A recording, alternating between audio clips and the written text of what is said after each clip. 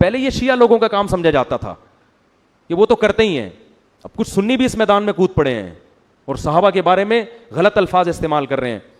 ایک آخری بات کر کے میں اپنے بیان کو ختم کرتا ہوں. حضرت معاویہ اور ابو سفیان کو یہ فضیلت ہے کہ وہ نبی کے سسر اور نبی کے برادر نسبتی ہیں.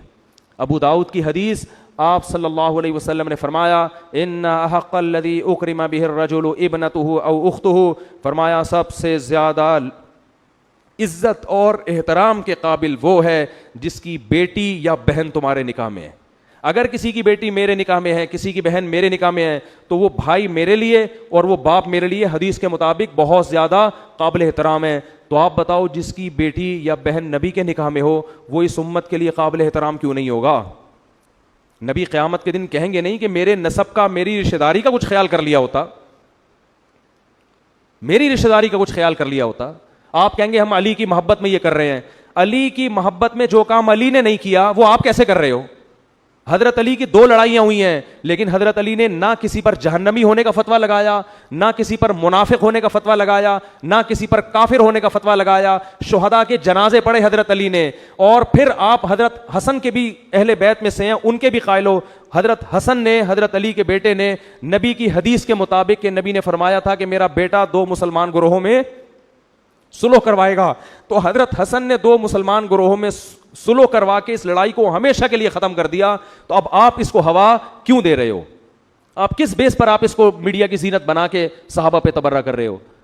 تو یہ بات خوب یاد رکھو, حضرت معاویہ اور ابو سفیان سے ہمارا تعلق صرف صحابہ کی محبت والا نہیں ہے, بلکہ ایک بہت بڑا رشتہ کیا ہے کہ نبی کی بہن, حضرت معاویہ کی بہن اور ابو سفیان کی بیٹی کس کے نکاح میں ہے؟ آپ صلی اللہ علیہ وسلم کے نکاح میں. یہ بہت بڑا رشتہ ہے. تو کل قیامت کے دن اگر آپ نے حضرت معاویہ ابو سفیان کو برا کہا تو کل قیامت کے دن نبی اپنی اس حدیث کا حوالہ دے سکتے ہیں کہ تم پر تو اپنے سسر اور اپنے برادر نسبتی کا اکرام. کوئی آپ کا سالہ گھر میں آتا ہے, چائے کا پوچھتے ہو کہ نہیں پوچھتے؟ نہیں پوچھتے تو غیر خاندانی ہوگے نا. تو اللہ کے نبی کہیں گے نہیں کہ سب سے زیادہ خیال تمہیں کس کی رشتہ داری کا کرنا تھا؟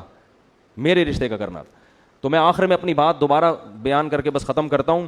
جو شخص بھی کسی صحابی کے بارے میں بے ادبی کے الفاظ استعمال کرے گا نا, دنیا میں سب سے پہلا عذاب اس پر کیا آئے گا؟ اس کے چہرے کی رونق اور نور اللہ اس سے چھین لیں گے. عبادت نہیں چھینیں گے, عبادت میں روحانیت ختم. نماز کے درمیان بھی اس کو الٹے منفی خیالات آئیں گے, اور وہ کیڑے نکالنے کا کام پھر ایسا کرے گا کہ ساری زندگی کیڑوں کے علاوہ اس کو کسی کے پاس کچھ نظر نہیں آئے گا. تو مثبت سوچ رکھو, پازیٹیو سوچ رکھو.